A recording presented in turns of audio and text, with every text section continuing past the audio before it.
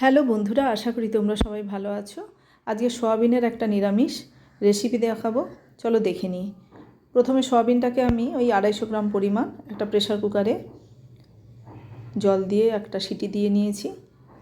তারপর ওটাকে সেদ্ধর পরে ওটাকে ঠান্ডা জল দিয়ে ধুয়ে নিলাম। যেহেতু আমি শিলনোড়ায় বাটছি, তাই সয়াবিনগুলোকে একটু থেতো করে নিয়ে বাটা শুরু করলাম। বাটার পরে ওই বাটার মধ্যে পরিমাণ মতো নুন, লঙ্কার গুঁড়ো আর কর্নফ্লাওয়ার ওই 2 টিস্পুন মতো আমি ওর মধ্যে দিলাম। পরিমাণ মতো একটু চিনিও দিলাম আর 2 টিস্পুন ময়দাও দিয়েছি। দিয়ে আর এই যে দুটো আলু দেখছেন, এই দুটো আলুকেও সেদ্ধ করে নিয়েছিলাম আগে। ওই সেদ্ধ আলুটাকে দিয়ে সয়াবিনের মিশ্রণটাকে ভালো করে মাখিয়ে আমি এবার ওর ওই বলের শেপ দেবো। গোল গোল এইভাবে বল করে নিলাম।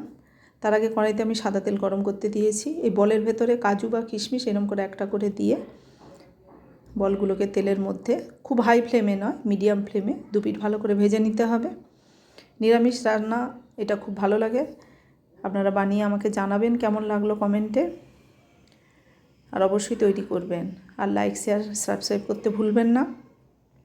দেখুন, ভাজার সময় আমার দেখে মনে হচ্ছিলো যেন পান্তুয়া, যে ওটাকে রসের মধ্যে, মিষ্টির রসের মধ্যে ফেলে দিলেই পান্তুয়া, দেখতে পুরো সেই রকম লাগছিল। যাক, দু পিঠ ভালো করে ভাজা হয়ে গেছে। বলগুলো ভেজে নেওয়ার পর যে অবশিষ্ট তেল, তার মধ্যে শুকনো লঙ্কা, গোটা জিরে ফোড়ন হিসাবে দিয়েছি। আর এই যে মশলাটা, এর মধ্যে গরম মশলা আছে, কাজু, চারমগজ, আদা একসঙ্গে বাটা। কাজু ওই 10টার মতো দিয়েছি, চারমগজ কিছুটা। এটা দুধটা আমি ভালো করে ফুটিয়ে নিয়েছিলাম, 500 ml পরিমাণ দুধ। এবার ওই দুধটাকে আমি এর মধ্যে দিয়ে দিলাম, আর কিছুটা আমি বাতাসা এর মধ্যে দিয়েছি। এবার এই যে ভেজে রাখা বলগুলো, এই ভেজে রাখা বলগুলোকে এবার সুইমিং পুলে আমি ডুবিয়ে দেবো।